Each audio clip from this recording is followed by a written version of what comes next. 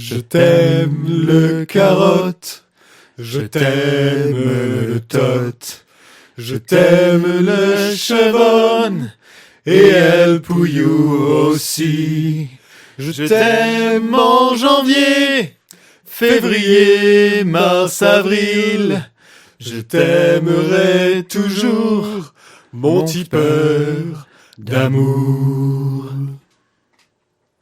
La Voz de la Burbuja presenta el podcast El Tuerto Crudo, TV bimensual, patrocinado por el restaurante Vinoteca Los Cinco Sentidos, en Las Palmas de Gran Canaria.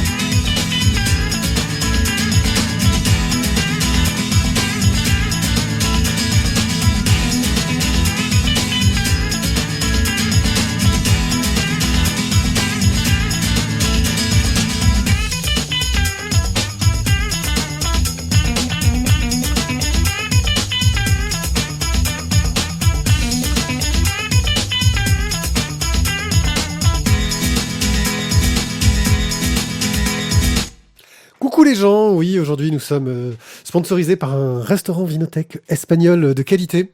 Donc si vous passez Et donc par... tu commences par coucou les gens. Oui.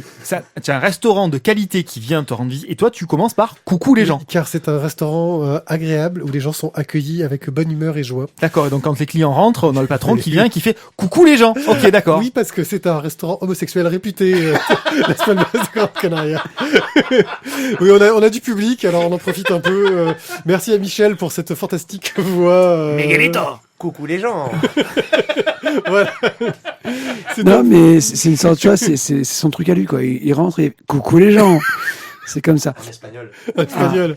Oui, c'est ça. Donc Comment on fait coucou les gens en espagnol? On dit pas coucou. On dit pas. On dit C'est sa signature. hola, holita la gente. Donc, je suis accompagné donc de Michel, mon frangin qui est là en public. Michel. Voilà, mais vraiment, si vous allez dans son restaurant, ça déchire. C'est à Las Palmas des Grandes Canarias. En plus, vous payez un bon voyage pour le coup. Vous avez Les prochains de 53 tipeurs, on leur offre le billet d'avion. oui, bien On leur sûr. offre plutôt une tasse. Oui. C'est plus en nos cordes. On offre que le billet aller de toute façon. Donc après vous vous démerdez. Tisac et avec moi En mode Père Noël. ainsi que Thio et son papillomavirus de la gorge. Merci à vous, ça me fait plaisir. Voilà. Il a un cancer des testicules des oreilles. Toujours accompagné, Thio. Jamais seul. C'est l'avantage, tu vois, je fais pas de gros moments de solitude, tu vois, je peux... Voilà. Bon bref, on va parler de bande dessinée comme d'habitude, avec un petit peu retour sur du webcomics. Je vais vous parler un peu de webcomics sur Twitter, et les chroniques. Je vais vous parler de Tout compte fait, de Armen, de Emma J. Wilford, de Stern, de Promise, de la famille fantastique, mais je ne vais pas le faire seul. Ah, ok. Non, De parce que je vais vous personnalités parler. Ok, exceptionnelles que sont mes camarades de toujours, Thio et Tisac. Ouais, ok, C'est voilà. bon, Vraiment, l'entretage, on quoi. le laisse faire ou pas Voilà, parce que je vais vous parler, on va me dire, bon, bah ok, si tu parles que toi, on se casse, quoi. Voilà. Et tu devrais essayer de faire une émission tout seul, tu vois. Ouais, le one when Myself and me, myself and I. Et par contre, pour les coups de cœur, du coup, là, il sera emmerdé, hein, parce que là... Ah non, mais il fait comme il veut. Justement, c'est facile. Oui ou non. Coup de cœur, ouais, oui. Moi, je dis oui. Vous êtes d'accord, les gars? Non, on s'en fout. Ça aura moins de valeur. Voilà. Donc, bon, je crois qu'on va commencer parce que sinon, Allez, on va. la nuit va être longue. Online. Alors, je vais vous parler de BD sur Twitter, en gros. Twitter est un format un peu particulier où on peut mettre des images pendant ce temps-là. Thio a amusé à faire grincer une vis Il fait pour le coin avec plaisir son- de la... Voilà, Ah, et là, il va qu'est-ce que tu taper à fabriques coups de... Je sais pas, c'est... Bah, en fait, comme tu fais le même que j'en ai rien à foutre. Oui, c'est... Non, mais c'est qu'il y avait un C'est petit souci n'importe de mousse. quoi, là. Oui. J'avais un petit Non, souci mais de là, mousse. c'est n'importe quoi. Voilà, on a un invité, on passe vraiment pour des ploucs, quoi. Non, mais c'est bon, ça y est, c'est fini, là. Très professionnel. Il manquerait plus que la console de mix reparte en vrille. Et on Non. sera pas mal. Dépêchons d'enregistrer. Donc, je vais vous parler donc un peu de ces formats assez originaux. Twitter, en gros, on peut mettre des images, on peut mettre 4 images qu'on va lier dessus. Alors, certains l'utilisent de façon assez intéressante. J'ai vu Forky faire ça, donc c'est Forkmotion, il me semble, son compte Twitter, qui en gros va utiliser du strip en 4 images. En utilisant un petit peu des méthodes de turbo-média en simplifié. Ça marche plutôt pas mal, c'est un exercice assez intéressant, mais il y en a 2 que j'apprécie particulièrement, qui eux font du strip beaucoup plus standard, en 1 ou 2 bandes, et je vais commencer par parler du plus petit nouveau, celui qui a commencé il y a moins longtemps. C'est Grégocentric avec All New Grégocentric. Je prononce vachement bien. Qui nous fait donc du strip un peu absurde en 3 cases, avec un dessin assez fun, assez light et vraiment un humour complètement con, genre le gars qui est en train de rêver, tout le monde se moque de lui, il fait oh mon dieu mais qu'est-ce qui se passe, il se voit, il a un pantalon et là tu te rends compte que c'est le pantalon qui rêve, qu'il a un homme sur lui, dans lui, voilà. C'est complètement con, moi j'adore. Veuillez sortir de moi, monsieur. Voilà. Et remontez-moi la braguette. Voilà, tu vois Flash qui court comme un bourrin, qui arrive chez lui, qui appuie sur une poignée de porte et qui revient en disant c'est bon, j'avais bien fermé. Voilà. Ouais, c'est bien débile. Voilà, c'est un humour moi que j'apprécie, plein de références fun. Donc c'est All New Grégocentric, le conte, c'est Grégocentric. Je vous recommande ça. Le deuxième conte, donc un peu plus ancien, c'est Tiny and Tall par Pins, donc c'est @chance_meeting. Alors lui, il a fait un long thread de presque 160 strips au moins. Il y en a vraiment un paquet de malades. Je vous mettrai un lien directement vers le premier tweet pour voir un peu tout le suivi. Bref, voilà. C'est assez drôle. On est encore dans de l'absurde, plus souvent en 2 bandes. Le gars a un talent fou pour l'humour. Apparemment, c'est des personnages qu'il utilise pour un jeu vidéo qu'il est en train de développer, Tiny and Tall. Et franchement, je rigole énormément en lisant ça. C'est un style très fun, très léché, très simple. Des personnages rondouillés, blancs, tu sais, juste quasiment presque du smiley blanc, quoi. Et le gars, lui, il propose un Patreon pour le soutenir, avec quelle contrepartie intéressant, mais surtout, il va être édité aux éditions Lapin, en recueil de strips. Voilà. C'est sympa, ça se lit très vite, ça peut survoler rapidement, c'est l'avantage des tweets. Et parce que, voilà, j'avais pas eu le temps d'aller voir des trucs plus à fond. Et en format sur téléphone portable, ça passe ou pas ? C'est tout à fait lisible, oui. Oui, tout à fait lisible. Quand c'est d'une bande, il suffit de tourner ton téléphone en format paysage et ça se lit tout à fait. Ah merde, on peut tourner le téléphone ? Ouais, et quand c'est sur 2, toujours en paysage. Et putain, tu c'est un scrolles. truc de dingue, ça. T'as un scroll, quoi. Merde, on m'avait pas dit. Ouais, c'est ça. Et tu sais quoi ? Ah oui, par contre, faut que tu payes l'option payante pour pouvoir le retourner. Mais j'ai l'écran que d'un j'ai l'écran que d'un côté, moi, du téléphone. Non, mais si tu veux, tu peux me payer un forfait. Ceci est une blague de Michel. Non, mais attends. Non, ma blague, mais- c'était... Mais on peut aller sur Internet avec un téléphone. Ouais. Oh, trop bien. Plus vite qu'avec le wifi de ton frère. Ouais, en ce moment, c'est clair.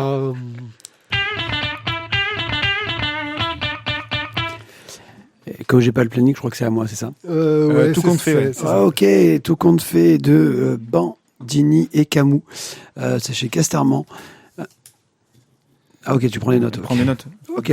Qu'est-ce que tout compte fait ? Tout compte fait, c'est l'histoire d'un immeuble assez bizarre où des enquêteurs vont arriver parce que le père Léon a disparu. Excuse-moi, je te coupe, on fait un petit encore. rappel. On fait la vidéo toujours. On fait toujours la vidéo, tu vois, je l'ai toujours en... Tu vois, tu la tiens à la main. Je la tiens comme ça. Et voilà. Voilà. Il est fait pour les. Mais je suis fait pour la vidéo en fait. Voilà. Donc un immeuble assez étrange. Donc le père Léon a disparu. On a un certain Peter Pan qui vit au crochet d'un. Non, excuse-moi. On a un certain Pierre Pan qui vit au crochet d'un ancien officier de marine. On a des mineurs qui sont en train de creuser, mais on ne sait pas à quoi. On a des personnages qui se regardent dans le miroir pour savoir si c'est la plus belle.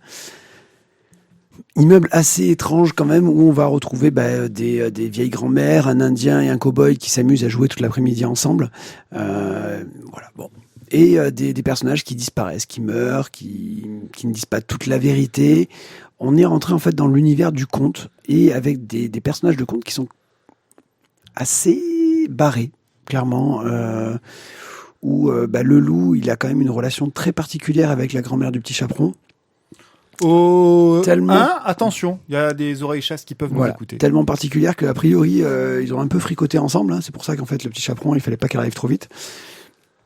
Donc voilà, bon, enfin, c'est les contes de fées, on va dire, expliqués de manière un peu psy.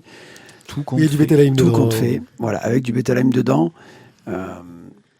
graphiquement, c'est très étrange et disparate. On peut avoir des styles qui passent du coq à l'âne en passant par plein d'autres choses aussi.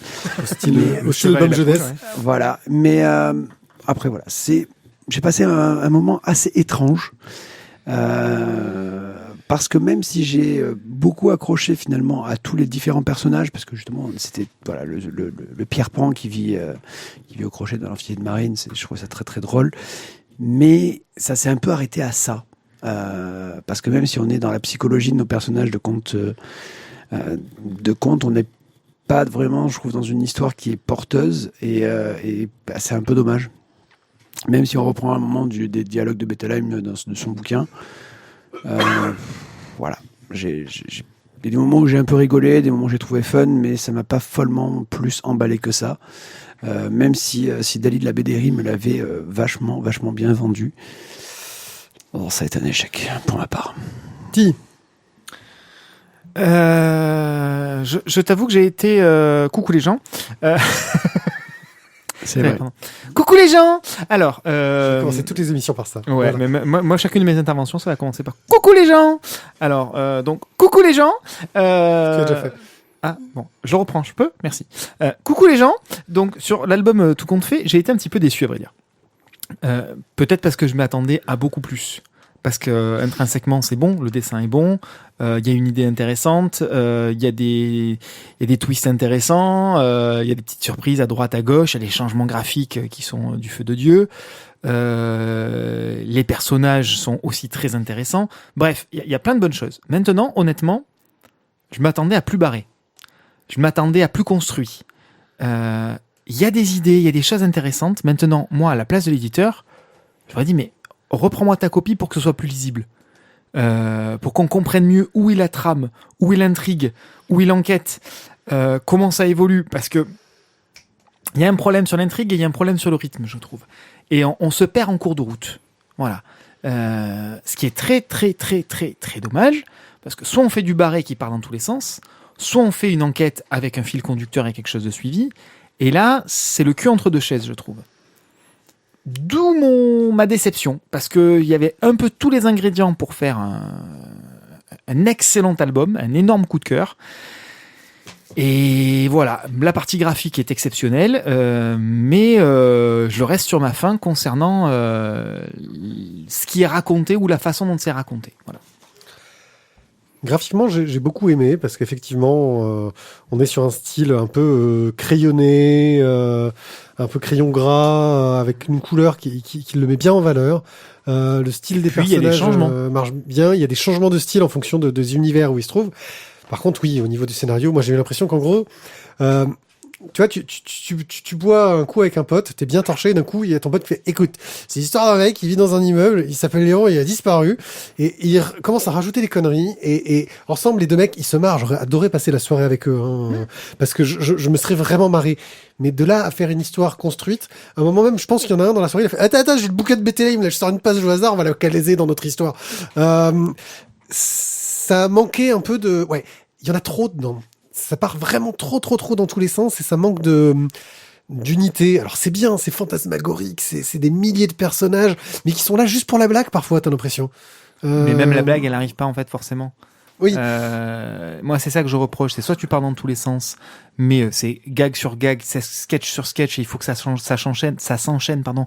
Et le manque de structuration de l'histoire est compensé par une espèce de rire non-stop de gag sur gag.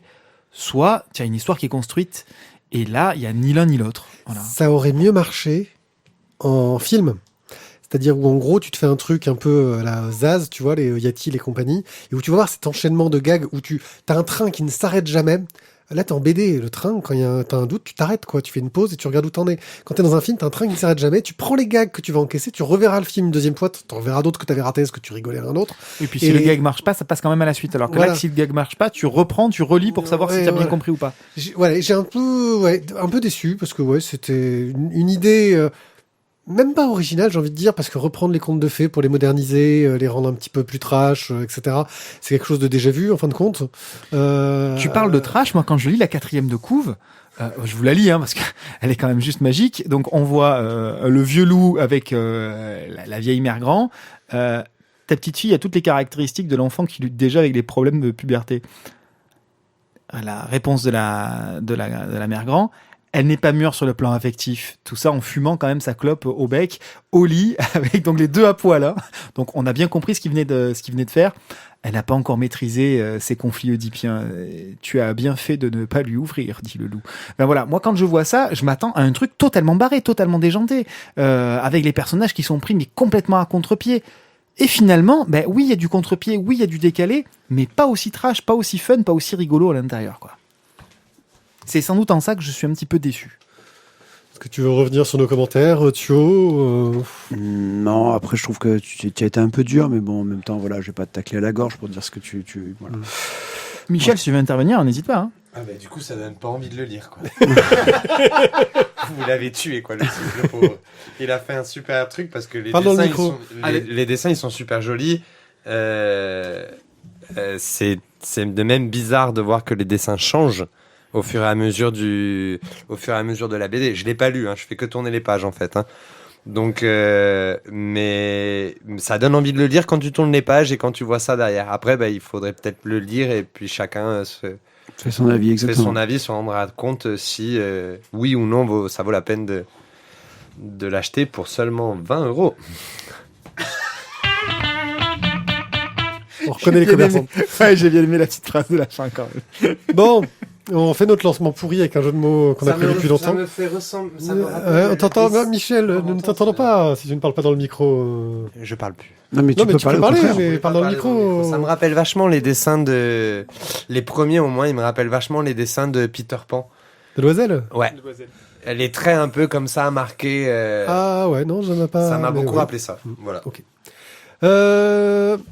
Armen, on avait prévu un lancement avec un jeu de mots sur les Arméniens, pas les du tout. X-Men, tout Mais ça. non, pas du tout. Pas Non, du le tout. fait pas. On n'est pas comme ça. Les X-Men armènes, c'est les X-Men arméniens. Bref, notre Ok, ami merci. Tizak va nous expliquer un peu, mais de quoi ça parle ? Ça parle d'un truc bien puisque c'est par Emmanuel Lepage et c'est chez Futuro. Donc forcément moi déjà rien qu'avec ça j'ai la culotte mouillée. Donc Armen pour ceux qui ne connaissent pas. Mais tu portes pas des caleçons des fois maintenant ? Non, que les culottes de ma femme. Ah ok, d'accord. Sous ces caleçons. Ou par-dessus, parfois, ça dépend.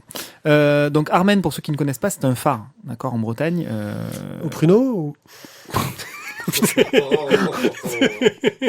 Ah ouais. Excuse-moi, moi, phare, Bretagne, je pense. Oui. Donc, vas-y, poursuis. Farfadé aussi, ça marche. Rappelle-toi que c'est quand même le seul pirate corse-breton. Exactement. Une certaine maîtrise était. Et en plus, c'est un phare qui est à l'ouest. Oui, effectivement. Phare ouest. Voilà. Merci, Michel. Tu es bien mon frère. Oh putain, on a les deux. Ça va être terrible. Ouais. Merde. Vas-y, continue ton pitch, t'as été bien parti. Donc voilà, donc écoute, on se situe au large de l'île de Saint. Un jeu de mots avec Saint ou ça va aller? Non, mais quel esprit pervers de ta Ça te part. fait ni chaud ni froid, c'est ça? Donc on est à la pointe extrême du Finistère. On est complètement en mer. Voilà. Et donc, on a Armen qui émerge des flots. Donc, c'est un magnifique phare construit en 1867 et qui est surnommé l'enfer des enfers. Pourquoi? Parce que bon, pour la construction, ça a quand même été une calamité, une catastrophe. Pas tant par la perte d'hommes, parce que finalement, on apprend plus tard qu'il y a eu qu'un seul mort pendant la construction et vers la fin d'ailleurs. Mais ça a été une succession d'ennuis, de contraintes techniques, de contraintes météorologiques invraisemblables qu'il a fallu surmonter. Donc on est dans une zone de la mer d'Iroise où il y a énormément de passages de bateaux et qui est extrêmement dangereuse. Il y a des hauts fonds partout, il y a des rochers un peu partout.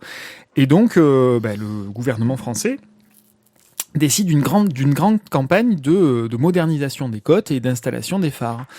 Et donc ils font ça un peu partout en France, sauf que là, forcément, Armen est nécessaire, mais Armen, c'est une véritable galère.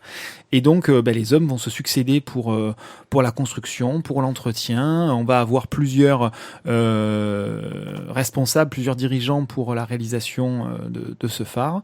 Et on va suivre... pardon. Germain, qui est l'un des gardiens émérites de ce phare, et qui va raconter l'histoire de la construction de cet endroit extrêmement isolé dans un environnement très hostile. L'expression contre vents et marées est pour le coup pas du tout galvaudée ici.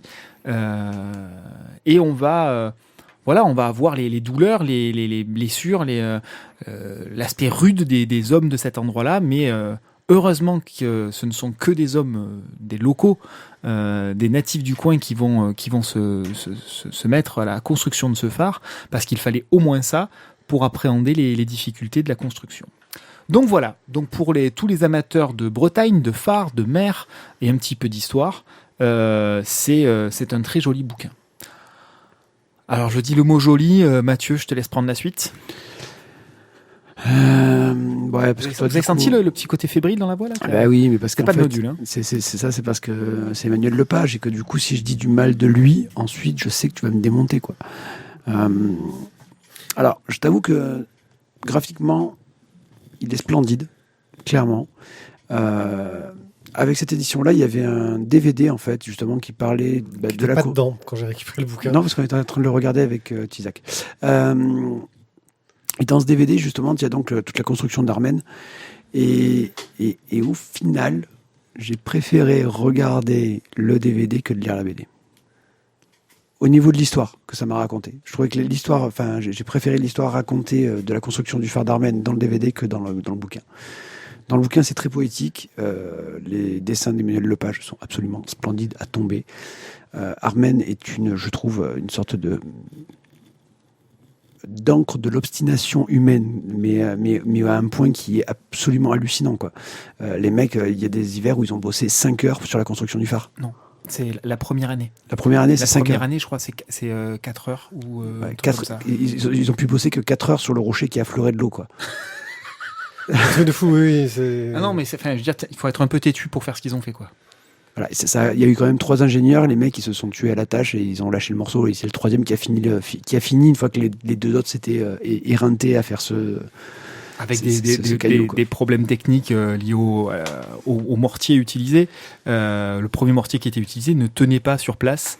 Il a fallu un mortier qui venait des États-Unis, de Portland ou un truc comme ça, qui finalement lui a tenu, et du coup il a fallu reprendre par la suite, une fois que c'était censé être fini, un renfort, un contrefort pour venir pallier les problématiques des premières fondations, quoi. Et le DVD te montre un peu tout ça aussi. C'est documentaire? Ouais. Ok, avec des images réelles. Des photos de l'époque. Des photos de l'époque. Voilà. Okay. Alors il y a 2 aspects. Il y a le versant où on suit Emmanuel Lepage lors de la création des croquis qu'il a pu faire, quand il est allé avec les gardiens de phare, les derniers gardiens de phare, sur Armen même. Et on suit également un photographe qui est spécialisé dans les photographies de phare, qui est sur la Bretagne maintenant, qui travaille tout le temps avec le même pilote d'hélicoptère également, parce que c'est un travail d'équipe pour le coup, et on suit ces deux choses en parallèle. Donc on a en plus des images absolument splendides, réelles, des vidéos splendides de ce photographe. C'est un complément. Alors moi j'irais pas jusqu'à dire que ça a été mieux que le bouquin, mais c'est un complément qui va divinement bien avec. Voilà, je mets les deux un peu au même niveau. Mais avec, le travail d'Emmanuel Lepage, là, pour le coup, quand on tourne chaque page du bouquin, c'est juste magique, quoi. Ça, au niveau du dessin, comme je dis, c'est excellent. Après, la narration, la narration m'a moins emballé. Voilà, c'est. Je suis d'accord avec toi. C'est l'histoire de la construction par le petit gars qui est venu qui est l'enfant de la mer, qui vit avec le Royaume 10 et les anciens avec Lankou et tous les autres.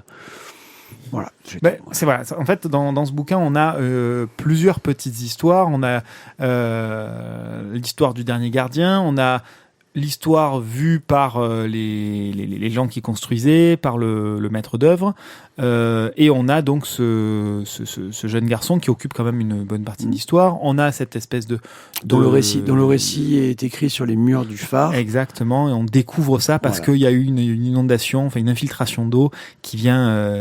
et qu'on a du coup aussi l'histoire des 2 gardiens qui ont chacun leur vécu. Exactement.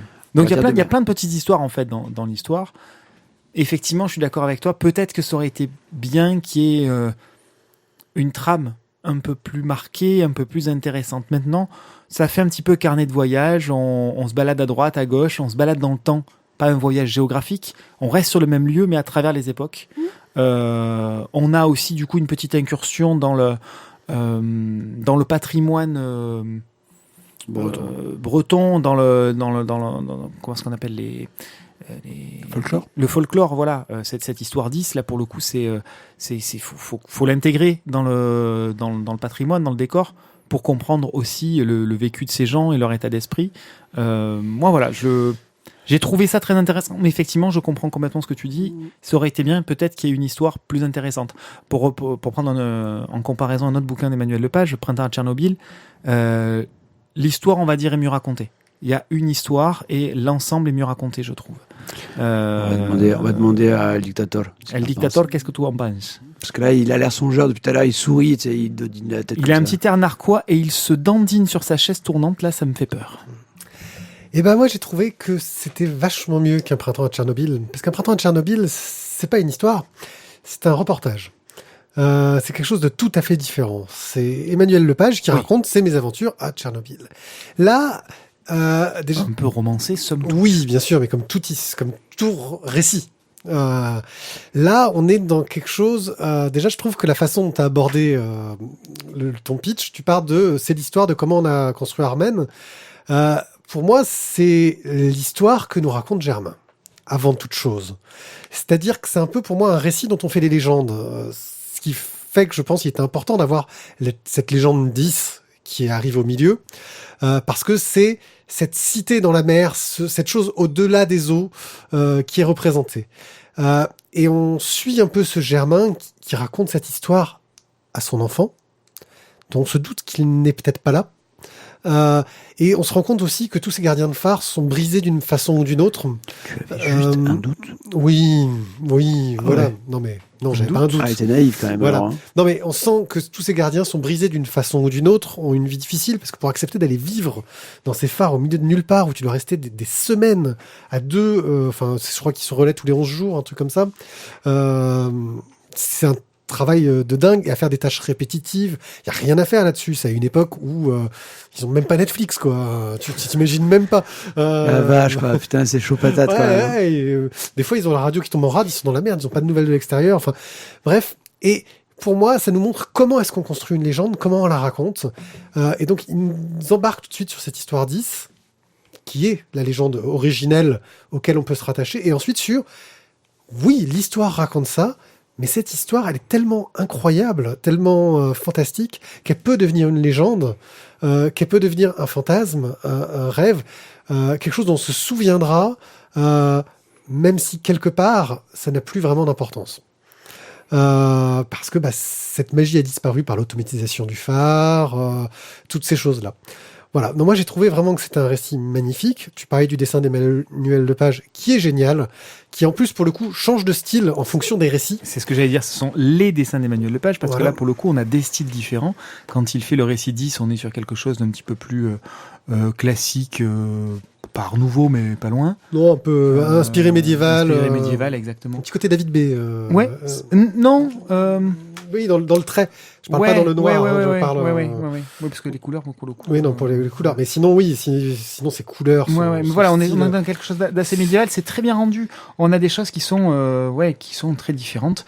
Et puis alors, de temps en temps, on a des dessins un peu plus grand format au milieu de ça. Il a une capacité en 3 coups de cuillère à peau, en 3 coups de crayon, en 2 coups de couleur, à nous faire des transparences, des reflets dans la mer. Enfin, voilà, donc là, je pense que vous allez peut-être me décevoir par votre manque de qualité de jugement. Hein. J'aurais mis un gros coup de cœur à cette bande dessinée que j'attendais peut-être pas. Moi, je mets forcément un coup de cœur. Ah, d'accord. Non, mais tu me parlais de déception. Non. C'est-à-dire que le récit, effectivement, ne fait pas un récit. Et c'est la succession de petits récits qui peut dérouter. C'est ce que disait Mathieu. Et de ce côté-là, je peux le comprendre. Maintenant, moi, je me suis régalé avec ces petites histoires-là qui replacent. On est, comme je disais, sur un lieu et on voyage dans le temps avec ces différents récits. Il y a eu des différents personnages qui ont vécu des choses fortes à cet endroit-là. on part des légendes locales et on arrive jusqu'à l'un des derniers gardiens de phare, quoi. Enfin, moi, j'ai trouvé que justement, on amenait Armen à rentrer dans la légende, si ce n'est déjà fait, mais en tout cas à montrer que c'est un endroit, un lieu qui est fait pour ça, voilà, qui est fait pour les grands récits, pour les grandes aventures, pour des dimensions qui sont au-delà de l'humain, voilà. Et ça, pour le coup, je suis d'accord avec toi, Mathieu, quand tu vois le DVD, les vagues qui sont là-bas, les couleurs qui sont là-bas, le vent qui est là-bas, la mer qui vient manger la pierre en permanence dans des proportions monstrueuses. Voilà, il y a ce côté légende et fantastique, je trouve, qui est rendu aussi. Je crois qu'on attend ton verdict. En fait, là, vous avez la pression. Il y a un petit peu de suspense. Vous attendez. Nous, on est en suspense et toi, t'as la pression. Est-ce que je vais le mettre? Est-ce que je vais pas la mettre? Pense au DVD. Pense au DVD. Non, alors, écoute, bizarrement, je vais te dire oui, je le mettrai. Parce que même si j'ai préféré le DVD, ça n'enlève rien à la qualité du bouquin. Oui. Voilà. Donc oui, je le mets. Et c'est un coup de cœur. C'est un coup de cœur. Et puis j'ai envie de vous dire, c'est pas plus cher qu'un BD normal. Et en plus, il y a le DVD. Ouais, Voilà. Je sais pas s'il n'est pas limité à la première édition, non? Il était limité à la première édition. Oui, non, mais je veux dire, c'était pas plus cher parce que c'était cette première édition-là et machin. Et pour le coup, on y est resté, il fait 45 minutes, je crois, un truc comme ça, ou 40 minutes, un truc comme ça. Enfin, c'est pas de la gnognotte de 2 minutes et demie à côté, quoi. Non, vraiment, c'est un vrai boulot à côté, c'est vraiment très bien. Si vous trouvez la première édition, foncez. Sinon, je la revends 653 €. Plus ses frais de port. Moi, j'aurais dit 666. C'est l'enfer des enfers, quand même. Oh, bien vu. Emma G. Wildford. C'est sûrement très mal prononcé, comme vous le savez. Alors déjà, c'est Wildford. Ouais. Il y a un D au milieu. Une bande dessinée de Zidrou et Edith. Zidrou, au scénario que l'on apprécie fortement chez Soleil dans la collection Noctambule. Nous allons tout de suite commencer par le format. Un magnifique format avec un système d'aimant qui permet d'ouvrir le livre en 3 volets. Magnifique. Écran. Tu ne le mesures pas cette fois-ci? Non. Écran. Attends, non, je t'arrête tout de suite parce que là, on a l'impression que on est dans un téléachat. Non, mais attends, laisse-moi finir. Un magnifique écran 3 volets qui vous protégera contre les jets de dés parce qu'il est bien cartonné et qui est vraiment superbe pour un écran de jeu de rôle, c'est vrai. mais pas vraiment pratique pour lire le livre car ce volet de merde sur la droite, il te fait chier tout du long de ta lecture. Oui, voilà. Donc ça, je crois c'est que sur le même principe que l'atelier Mondrian et son grand format. Là, c'est bien, ça s'ouvre à l'horizontale, c'est super, mais c'est impossible à lire ça dans un livre. C'est la Impossible. classe. Voilà, mais c'est chiant. Bref, un très très beau format. Voilà. En plus, Edith, je l'avais rencontrée au Festival d'Angoulême quand j'y suis allé. Une personne très très agréable. On avait parlé d'une de ces très bonnes BD qu'elle avait fait. C'était, je sais plus quoi, Chateaubriand. Enfin bon. Bref, là, nous allons suivre l'histoire de Emma Wildford, qui est une jeune femme dont le mari est parti en expédition dans le Grand Nord. Et qui n'est pas revenu. Et elle doit se marier avec lui. En fait, c'est pas son mari, elle doit se marier avec lui quand il va revenir. Elle est un peu au crochet de sa belle famille en attendant qu'il revienne. Et tout ce qu'elle espère, c'est qu'il arrive. Et elle va régulièrement à la Société des Explorateurs pour en apprendre plus. Et on lui dit, on n'a pas de nouvelles. Et puis de toute façon, vous êtes une femme, vous n'avez pas le droit de rentrer chez nous. Et puis au bout d'un moment, ça la gave. Elle dit, très bien, je vais aller le chercher. Et voilà. Et là, on lui dit, non, mais vous êtes une femme, vous n'allez pas aller le chercher. Et là, on fait, oh, ça va, hein, on a bien une reine. C'est une nana qui en a. Ouais, on a bien une reine. Et donc, on va suivre ses mésaventures pour essayer de retrouver son mari et voir comment ça se passe, les différentes rencontres qu'elle va faire, la dure réalité du Nord. Dans un écrin magnifique, hein, je disais, c'est très beau, même si c'était pas pratique à lire. Et surtout, dedans, il y a des reproductions de lettres, parce que il lui a laissé son mari une lettre qu'elle ne devra lire que si elle le pense perdu. Et elle ne l'a pas lu. Et cette lettre est dedans, et au moment où on pourra lire son contenu, on peut sortir la lettre pour de vrai, plutôt que de le lire dans la BD. Et on se prend une claquasse, Ouais. c'est trop bon. C'est plutôt ingénieux, c'est plutôt joli. Ça fait plus bel objet et gadget qu'utile au récit. Hein. Ça rajoute une couche, quoi. Une petite couche d'immersion qui est bienvenue. Je crois que dans ce genre dans cette collection-là, ils aiment bien Oui. formats un peu particuliers, les goodies et les machins. Enfin, ça marche très très bien là-dessus, même si oui, comme je disais, c'est pas essentiel au récit. Donc une histoire que j'ai trouvé vraiment très sympathique, avec une fin vraiment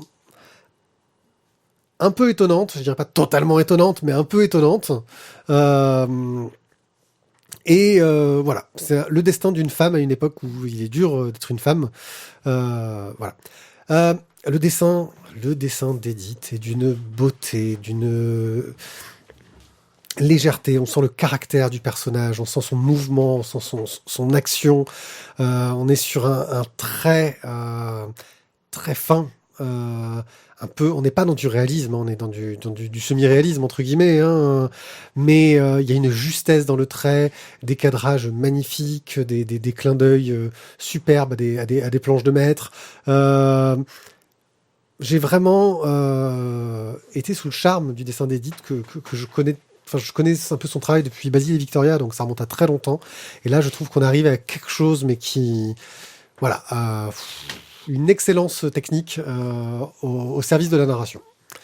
Voilà, donc j'ai trouvé que c'était un très très très bon bouquin, eu égard à son format qui, je trouve, est plus là pour se la péter que pour avoir un réel sens narratif. Si. Alors, pour être tout à fait honnête, moi j'ai accroché tout d'abord au dessin, à la couverture. Ce genre de produit d'édition, ça dénote quand même une envie de l'éditeur de faire quelque chose de bien. Tu vois, au-delà de l'intérêt ou de l'inutilité, voilà, ça dénote une attention spécifique de l'éditeur sur ce produit-là. Et du coup, ça veut dire qu'on y a passé un peu plus de temps, qu'on y a mis un petit peu plus de réglage dans les détails. Voilà. Et ça, déjà, c'est en soi, je vais pas dire un gage de qualité, mais en tout cas un gage d'intention. Et on peut pas dire le contraire quand on va jusqu'au bout du bouquin. C'est quand même bien choisi, bien fignolé. On a eu parlé de bouquins qui avaient des soucis de le rythme est pas bien fait, les cadrages machin, le scénario est pas assez bien fouillé, pas assez bien traité. Là, pour le coup, tout est en délicatesse. Le dessin est en délicatesse. Les revendications féministes sont posées, sont présentes. On est vraiment dans la description de l'époque, mais on n'en fait pas des caisses. Il y a des légendes, il y a de la rêverie, on n'en fait pas des caisses non plus. Il y a de l'aventure, on n'en fait pas des caisses. On est tout en délicatesse dans plein de domaines, dans plein d'aspects. Les dialogues, c'est incisif, mais on n'est pas là non plus pour charcuter. Faut pas oublier qu'on est en 1920. La place de la femme est ce qu'elle est à cette époque-là, et on peut largement, elle est largement critiquée, mais sans en faire non plus des choses revendicatrices et outrancières. Et dans l'attitude de Wildford, c'est une femme qui va bien au-delà de la condition de son époque. Mais pour autant, elle n'est pas dans la revendication non plus, elle n'est pas dans l'agressivité vis-à-vis des mecs non plus. Finalement, elle recherche une vie rangée. C'est une nana qui a 20 ans et qui, tout ce qu'elle demande, c'est se marier avec son amour, quoi. Et elle fait tout ce qu'elle fait, transgresser les lois de son époque. La Royal Geographic Society, elle va enfreindre ses lois par amour. Elle va aller à l'autre bout du monde dans le froid sans avoir vraiment l'entraînement et la condition par amour. Et quand vous lisez le bouquin jusqu'au bout, voilà, ça fait un peu mal quand même le pourquoi du comment. Moi, contrairement à toi, j'ai trouvé que la fin montre que c'était justement une jusqu'au boutiste, qu'elle était portée par ses espoirs, que c'était ce qui lui donnait son énergie, cette capacité à transgresser toutes les lois de son époque, et que d'une certaine façon, elle s'est pris une claque et ça l'a sacrément affectée. Voilà. Oui, pourquoi contrairement à moi Parce que tu disais que à la fin, t'avais un petit peu désorienté ou déçu. Ah non, c'est Jérôme qui l'a dit quand on en a reparlé. Mais là, qu'est-ce que ça dit de la fin, là? Moi, j'ai dit que ça marchait bien, que c'était réussi. Putain, j'avais compris l'inverse. Autant pour moi. Autant pour moi. Public, si je viens en moins de 10 minutes de me contredire juste pour contrarier Tizak, merci de le signaler dans les commentaires. Oui, s'il vous plaît. Sur lavoidesbulles.fr. Toujours. Donc voilà, et moi j'ai trouvé que c'était une franche réussite, ce bouquin, vraiment. Voilà, tout en délicatesse, le dessin génial, la construction du bouquin génial. Bon, effectivement, après on aurait pu imaginer une fin différente. Celle-ci renforce l'idéologie du personnage, renforce le pourquoi elle est capable, pourquoi une femme de cette époque-là est capable d'aller si loin, de transgresser autant de règles en l'espace de quelques semaines, de quelques mois. Voilà, ça a des conséquences, on va dire, sur sa psyché. C'est bien rendu. Thio, il a pas lu. Ne regarde pas, je l'ai Il a, Eh oui, pour c'est vrai une que fois c'est qu'il a ouais. réussi à Ça lire me un dérange, truc. ça me dérange de demander un coup de cœur sur, Bah oui, mais moi, sur un je- bouquin qu'il a pas lu. Bah oui, mais c'est la règle. C'est Ouais, la c'est règle. la règle. Tu le demandes, tu le mets. Je le demande, je le mets. Deuxième coup de cœur de Ah, l'émission. putain, mais c'est un truc de fou. Alors là, je tiens à remercier quand même nos autres comparses autour de l'émission, au-delà du triumvirat. Dans les HS, on a Evelyne, notre cher Jérôme Qui est jamais venu, mais Jérôme aussi. et Evelyne, qui est notre contributrice. Notre seul membre De hors l'assaut. triumvirat. C'est L'assaut. ça, notre seul membre d'association hors triumvirat. Et donc voilà, on a En attendant Bojangles qui nous avait été fortement recommandé par Jérôme et Emma G. Wildford qui lui nous a été recommandé par Evelyne. Et ben un grand merci à eux deux. Ah, il faut que je lance un jingle, c'est ça? C'est bon? Il paraît. Ça pulse. Promise. Ah, promis, c'est pour ma gueule. Putain, j'avais l'impression d'avoir fait la chronique en Ouais. fait de Wildford. Excuse-moi. Non, Ah, tu- j'ai tu fait avais ton très boulot mal un peu, suite, ouais. Non. Attends, j'ai pas mal parlé dessus quand même. Je fais un bon monologue. Ouais, ok, ouais, d'accord, je vois le genre. Allez, Alors, Thierry Lamy et Michael. Thierry Lamy et Michael. Thierry Lamy au scénar et Michael pour le dessin et la couleur. Alors, promise, c'est pas du tout neuf. Hein. Voilà, il faut dire ce qu'il Oui, est. on ressort des trucs, des cartons quand on les a. Voilà, là, donc on est sur un tome 1 sur 3. Les 3 tomes sont déjà parus. Donc, si notre pitch d'aujourd'hui vous tente, n'hésitez pas à aller faire un tour en BDRI parce que tout est déjà disponible. Vous n'aurez pas besoin d'attendre 107 ans pour avoir l'œuvre intégrale. Ou alors, vous allez au Salon du Livre des Pennes Mirabeau tous les ans et vous achetez un tome à Thierry Lamy qui, en plus, vous le Qui pourra dédicace. vous le dédicacer? Oui, parce qu'il est là tous les ans. Alors, de quoi nous parle Promise? Alors déjà, la couverture nous en dit long. Hein, on reconnaît... voilà. Non, mais vraiment, c'est la couverture du tome 1, je trouve, pose le pitch. On est dans les montagnes, en plein hiver. On a un prédicateur qui a une mine assez patibulaire, qui quand même a un sabre au côté, une Bible dans la main droite, et dans la main gauche, il tient au bout d'une chaîne métallique, un chien qui sort tout droit des enfers. Oui, c'est vraiment le molosse. C'est un molosse. un Cerbère à une tête, quoi. C'est ça. Alors là, on se dit, est-ce qu'il va évangéliser ou bien est-ce que c'est l'un des cavaliers noirs qui a perdu son cheval et qui l'a remplacé par un molosse à côté? Voilà. Donc C'est un Nazgûl. C'est un Nazgûl sans sa monture. Donc voilà, on a donc un prédicateur itinérant, son chien infernal, qui débarque dans une petite communauté au fin fond des bois, au fin fond des montagnes. Et on a quand même de sombres choses qui vont commencer à se passer entre une disparition, un meurtre, une tentative de viol, beaucoup de magie sombre. On va dire ça comme ça pour rester suffisamment évasif. Mais tout ça, dans quel but? Et c'est ce que l'on découvre petit à petit tout au long de ce premier tome. La mise en place des prérequis nécessaires à cette magie noire. Éventuellement, on commence à avoir aussi en contrepartie de la magie blanche qui se met un petit peu en place grâce à la présence d'un Indien. Et on se pose quand même tout au long de ce premier tome la question du pourquoi ce prédicateur vient dans cette communauté, quel est son but, quel est son objectif final. Là, on est sur une mise en place, mais avec beaucoup d'avancées dans les actions, mais pour l'instant, on ne sait pas encore quelle est la finalité de tout ça. Ouais. C'est une bande dessinée assez intéressante, surtout parce qu'elle répond énormément au film, à l'unique film de Charles Laughton, La Nuit du Chasseur. La Nuit du Chasseur, une tuerie avec Robert Mitchum. Si vous n'avez pas vu ce film de 55, vous pouvez le revoir. Il est vous allez adorer Robert Voilà. Mitchum. Alors, c'est quand même une référence clairement assumée par Thierry Lamy. Oh oui, non, mais clairement, c'est assumé, c'est dit dedans. Le film est un peu, enfin, c'est un film culte, hein, La Nuit du Chasseur pour les cinéphiles. Donc, tu ne peux que voir la référence. Effectivement, le prédicateur en question va essayer de trouver femme. Il va y avoir des enfants qui vont se retrouver un peu en danger, comme dans La Nuit du Chasseur, mais sur un ton un peu plus un peu plus fantastique. Il y a voilà. plus de mysticisme. Il y a plus de mysticisme dedans. Disons je trouve qu'il a bien retranscrit cette ambiance assez effrayante de la nuit du chasseur, voilà, tout en racontant autre chose. Il a bien retranscrit cette ambiance, assumée, hein, mais en racontant une autre histoire. Et on replace assez bien aussi la crédulité des gens de cette époque-là, où un homme d'église, quelle que soit l'église finalement, était forcément quelqu'un de bien, et quand bien même il montrerait des aspects sombres, ou en tout cas qui pourraient semer le doute, non mais c'est un homme d'église, il est là pour faire le bien.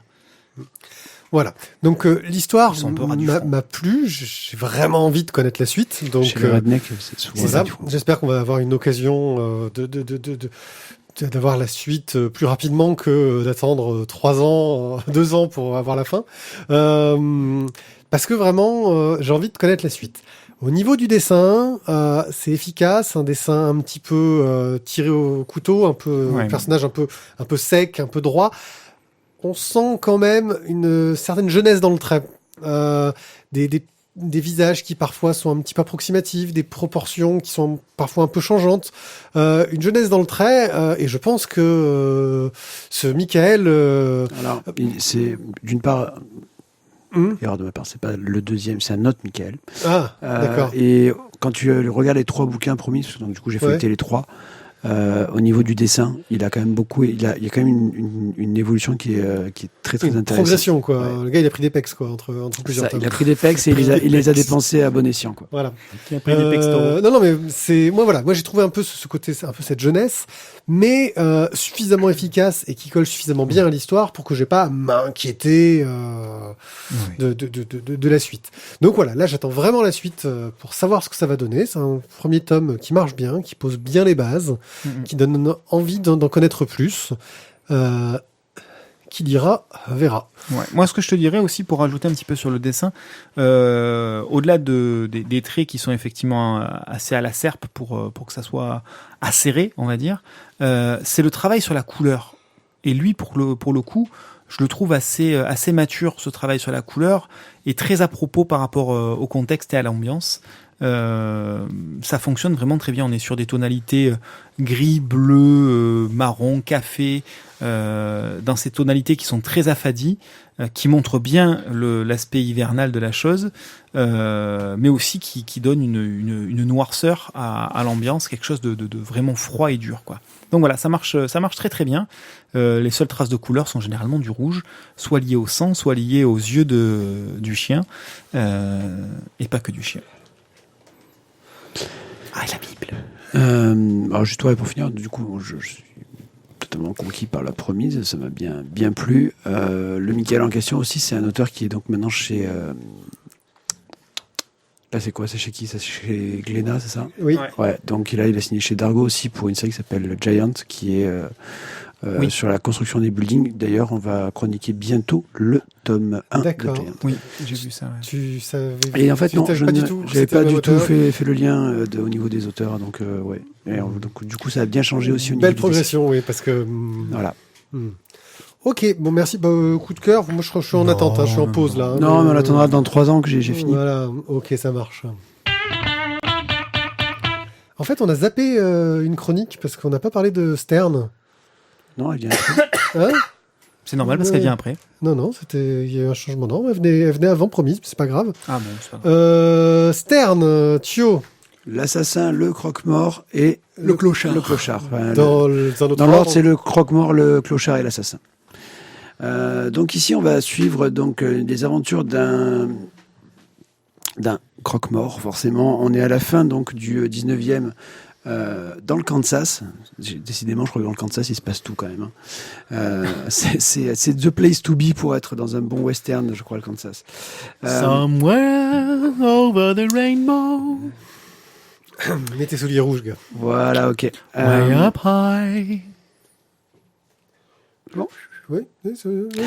Donc ici, on va se retrouver avec une histoire, donc une enquête policière menée par un croque-mort, qui en fait, dès le début, va nous faire dire qu'un des décès de la ville n'est pas totalement naturel, même si il avait sûrement un peu abusé de l'alcool et de toute autre chose.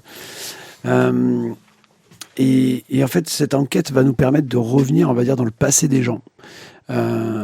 J'aimerais faire un petit parallèle entre Stern et entre Undertaker, qui sont en fait deux récits de croque-mort, on va dire, actuels, hein, parce que c'est en 2015. Ils en parlent dans la préface de Stern, d'ailleurs. Ils en parlent à la préface. Tu vois, je dis pas les préfaces. C'est le Oui, ils disent que, ah tiens, quelle coïncidence, c'est tombé à peu près au même moment. C'est tombé à peu près au même moment, mais on a quand même deux héros qui sont totalement différents. Là où dans Undertaker, on a un héros un peu badass, ancien militaire qui envoie du lourd et qui Héros de western classique, quoi. est un peu insanguin dans l'âme et qui tranche des têtes et qui tue qui tue tout le monde. Là, on a quand même un gars qui a un physique totalement banal, voire même limite fil de fer un peu dans Lucky Luke, tu vois, et qui en fait réussit un petit peu à découvrir la vérité de ce qui se passe dans la ville, juste par perspicacité et par observation. C'est un peu une sorte de... C'est un érudit. C'est un peu un Sherlock, voilà, un Sherlock qui observe et qui voit les choses. Là où j'ai trouvé vraiment intéressant le Stern, c'est que on est toujours un peu dans les mêmes récits que dans Undertaker, mais je trouve que c'est mené avec beaucoup plus de finesse. Et voilà, c'est vraiment un scénario que j'ai trouvé très très très sympa, très très bien mené. Au niveau du graphisme, je me suis aussi bien régalé, ça claque. Un bon bouquin, et franchement là du coup j'attends le tome 2, quoi. Une histoire indépendante qui tient totalement la route, déjà. On est sur une série, mais là, ça tient la route. Le personnage, on en apprend un peu sur son passé. On est dans du polar, dans du polar western, en fait. On n'est vraiment pas dans du western d'action. Tu parlais d'Undertaker tel que tu me décrivais, ça me faisait vraiment penser plus aux clichés du western. Là, on est loin des clichés du western. Dans Undertaker, t'es vraiment là avec les bottes et les éperons, quoi. Tu vois, à chaque fois qu'il part, c'est cling, cling, cling. Et là, en fait, non. Là, c'est juste, c'est pas les cow-boys, c'est les bouseux. C'est ceux qui triment, en fait, qui essayent de cultiver la terre, les mecs qui vont au bordel boire de la bière parce qu'en fait, ils sont bossés de la journée, qu'ils n'en peuvent plus. Là, l'approche. Et lui qui enterre les corps et qui, voilà, il y a personne qui a de flingue, c'est. Là, l'amorce, c'est juste de dire qu'il y a la femme du mort qui fait partie de la Ligue de Tempérance et qui lui demande de doter le foie de son mari pour le montrer en exemple, comme quoi ce foie, il est pourri. Et c'est là que Stern se rend compte que, il fait une sorte d'autopsie, quoi. Il y a un truc qui est pas normal. Il est pas mort naturellement comme on le croirait. Il a été étouffé, ce mec. Et c'est là que ça lance l'enquête. Donc, moi, franchement, j'ai trouvé... je suis généreux aujourd'hui. Hein. Je mettrai un coup de cœur parce que ça tient la route au niveau du scénario. C'est quelque chose d'original dans le genre western. On a une histoire complète, alors que c'est une série de bout en bout. On n'a aucune attente, aucune déception, si ce n'est une suite, parce qu'on a envie d'avoir plus d'histoires de ce type-là. Et ça marche, quoi. Ça marche super bien. Voilà. Je sais pas si tu me suis, Ratio, Tizak et hors circuit, mais toi, tu t'emballes, toi, ce soir. Ah ouais, non, mais là, non, je sais pas, c'est la nouvelle année, ils distribuent ça, tu vois. Ouais. Non, mais c'est pas des. Ah non, là, j'ai vraiment un coup de cœur vrai de la mort. Ah ouais. Et toi, Thio? Malheureusement, j'aurais dit oui aussi, parce que moi je l'aurais mis. C'est un peu un choix que j'avais fait au départ. C'est une BD que j'avais mis, on va dire, sur la pile des achats futurs il y a quand même presque 3 ans maintenant, et que j'ai eu que maintenant. Donc ouais, ça m'avait quand même bien tenté. Ah ouais, donc on en arrive là, quoi. On en arrive là. Donc, je trouve que très honnêtement, on est le personnage qui est le gars discret, on va dire par excellence, devient une sorte de héros pour toute la ville. Alors qu'en fait, voilà, c'est vraiment le héros malgré lui, si tu veux. Il n'aurait pas dû être là. Finalement, on lui demande de faire un truc, il fait « Oh, ben tiens, finalement, c'était pas une mort naturelle, c'était un assassinat. » Et puis, de fil en aiguille, on va se retrouver avec le passé des gens qui va ressurgir et qui va te rappeler en fait plein d'autres périodes. Et le croisement des gens et le croisement des vies fait que du coup, tout s'imbrique les uns les autres. Et franchement, ça donne quand même, je trouve, un super scénario. Donc ouais, non, moi, je pense que c'est mérité. Excellente série, donc Stern par Frédéric et Julien Maffre chez Dargaud. Voilà, ça déchire sa maman. 3 coups de cœur, c'est une première. On les distribue pas généreusement, mais là, non, franchement, ça tue. La Famille Fantastique, le tome 3, c'est la fin d'un cycle. Bon, là, vous inquiétez pas, il y aura pas de coup de cœur. Oui, non. J'ai trouvé ça sympathique. Non, voilà, là, franchement, on peut y aller tranquille, serein. On est dans la littérature jeunesse fantastique, hein, tout ce qui est de plus classique, avec la famille qui recomposée, qui découvre un monde parallèle dans les tomes précédents, un monde médiéval fantastique. Apparemment, ils auraient un lien dans leur famille avec ça. Dans le tome 2, la mère est censée être morte, mais on se rend compte dès le début du tome qu'elle est devenue une sorte de sauvageonne dangereuse. On sait pas trop pourquoi. Les enfants sont revenus dans le monde normal.